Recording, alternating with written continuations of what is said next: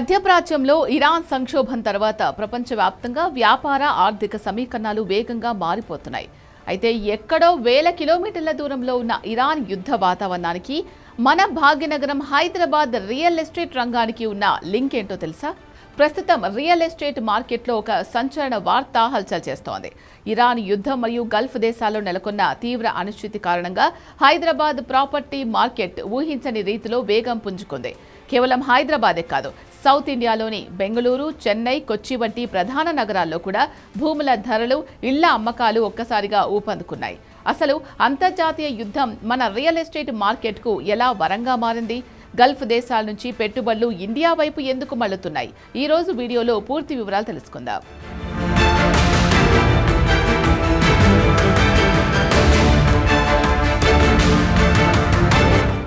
గత దశాబ్ద కాలంగా ప్రపంచవ్యాప్తంగా ఉన్న ఎన్ఆర్ఐలు, ముఖ్యంగా గల్ఫ్ దేశాల్లో స్థిరపడిన భారతీయులు తమ అదనపు సంపాదనను దుబాయ్, ఒమన్ లేదా ఇతర మిడిల్ ఈస్ట్ దేశాల రియల్ ఎస్టేట్లో భారీగా పెట్టుబడిగా పెట్టేవారు. కానీ ఫిబ్రవరిలో ఇరాన్ యుద్ధంలోకి ప్రవేశించినప్పటి నుంచి పరిస్థితి పూర్తిగా మారిపోయింది. గల్ఫ్ రీజియన్ మొత్తం ఎప్పుడు ఏం జరుగుతుందో తెలియని యుద్ధ భయంలో మునిగిపోయింది. దీంతో అక్కడ ప్రాపర్టీస్ కొంటే భద్రత ఉండదు అనే భయం ఇన్వెస్టర్లలో మొదలైంది. తమ కష్టార్జితానికి రక్షణ కావాలి అనుకునే ఎన్ఆర్ఐలు, గల్ఫ్ వ్యాపారవేత్తలు ఇప్పుడు భారతదేశాన్ని అత్యంత సురక్షితమైన ప్రదేశంగా భావిస్తున్నారు. చివరకు మన సొంత ఇల్లే మనకు రక్షణ అనే భావనతో మిడిల్ ఈస్ట్కు వెళ్లాల్సిన వేల కోట్ల పెట్టుబడులు ఇప్పుడు మన దక్షిణాది రాష్ట్రాల వైపు, ముఖ్యంగా హైదరాబాద్ వైపు మళ్లుతున్నాయి. ప్రస్తుతం 2026 మే నెల తాజా గణాంకాల ప్రకారం హైదరాబాద్ ప్రాపర్టీ మార్కెట్ పాత రికార్డులన్నింటినీ తిరగరాస్తోంది.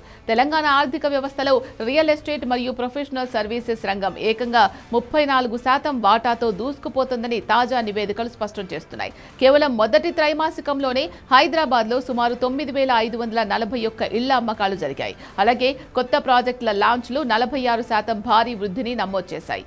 హైదరాబాద్లోని ఉస్మాన్ నగర్, కోకాపేట్, ఫైనాన్షియల్ డిస్ట్రిక్ట్, తెల్లాపూర్ మరియు గచ్చిబౌలి వంటి ఐటీ కారిడార్ ప్రాంతాల్లో భూముల ధరలు చదరపు అడుగుకు సగటున 9% పెరిగి 8,211 రూపాయలకు చేరుకున్నాయి.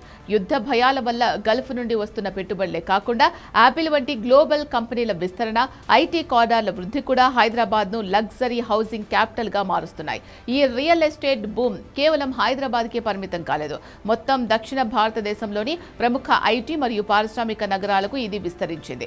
దేశంలోని ముంబై లేదా ఢిల్లీ, ఎన్సీఆర్ లాంటి నగరాల్లో ఇళ్ల అమ్మకాలు స్వల్పంగా తగ్గుముఖం పడితే, దానికి భిన్నంగా బెంగళూరు, చెన్నై నగరాలు రికార్డు స్థాయి వృద్ధిని చూపిస్తున్నాయి.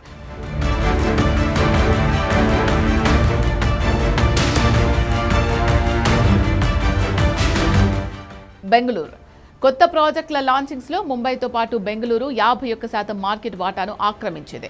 ఇక్కడి బలమైన ఆఫీస్ స్పేస్ మార్కెట్ మరియు నిరంతర ఉద్యోగాల సృష్టి కారణంగా లగ్జరీ అపార్ట్మెంట్లు, విల్లాలకు విపరీతమైన డిమాండ్ పెరుగుతోంది. చెన్నై మార్కెట్ కూడా ఊపందుకుంది. ఓఎంఆర్, ఈసీఆర్ వంటి ఐటీ కారిడార్లో కొత్త ప్రాపర్టీ లాంచ్లు 12% పైగా పెరిగాయి. స్థిరమైన రిటర్న్స్ ఇచ్చే నగరంగా చెన్నైలో గల్ఫ్ ఎన్ఆర్ఐలు భారీగా పెట్టుబడులు పెంచుతున్నారు. కొచ్చి అండ్ కోయంబత్తూర్, కేరళలోని కొచ్చి, తమిళనాడులోని కోయంబత్తూరు వంటి టైర్ 2 నగరాల్లో కూడా గల్ఫ్ సంక్షోభం కారణంగా గేటెడ్ కమ్యూనిటీ ప్రాజెక్టులకు డిమాండ్ ఒక్కసారిగా పెరిగింది. ఇక్కడ మనం ఒక ముఖ్యమైన విషయాన్ని గమనించాలి. ఇరాన్ యుద్ధం కారణంగా అంతర్జాతీయంగా ముడి చమురు సరఫరాకు కీలకమైన స్ట్రైట్ ఆఫ్ హార్ముజ్ దిగ్బంధనంలో ఉంది.